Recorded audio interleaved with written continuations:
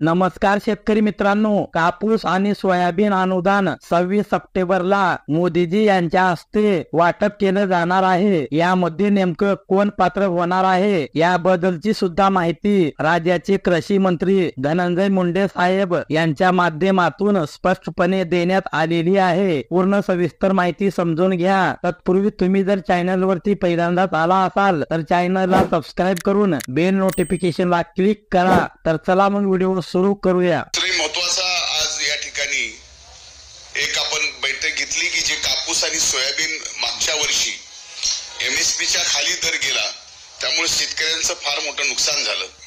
याबाबत जवळजवळ आतापर्यंत 46 लाख जे शेतकऱ्यांचे अकाउंट आहेत त्या अकाउंटचे 2000 कोटी रुपयाचे प्रस्ताव, हे पैसे 46 लाख शेतकऱ्यांच्या खात्यावर जाण्याच्या संदर्भातली कारवाई पूर्ण झालेली आहे। तरी आणखीन जवळजवळ 20 लाख शेतकऱ्यांचे अकाउंट महाडीपीडी कडनं त्यांची KYC आणि त्याचबरोबर त्यांचे मोबाईल आधारला लिंक करणं एवढे काम राहिलंय।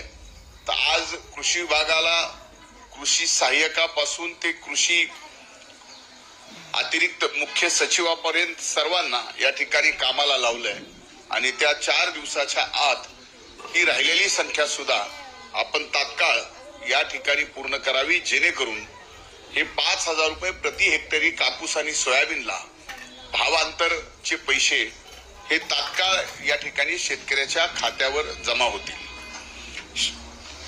26 सप्टेंबर 2024 रोजी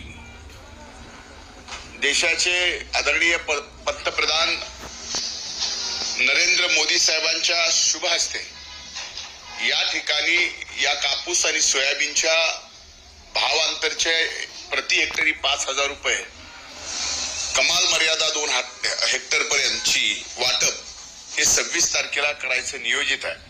आणि आम्हाला असं वाटतं की 26 तारखेपर्यंत आम्ही या सर्व राहिलेल्या शेतकऱ्यांचं सुद्धा KYC आणि त्यांचा मोबाईल आधारला लिंक करणं हे काम पूर्ण करून सर्व महाराष्ट्रातल्या सर्वदूर कापूस आणि सोयाबीन शेतकऱ्यांना हे हेक्टरी 5000 रुपये प्रमाणचा निधी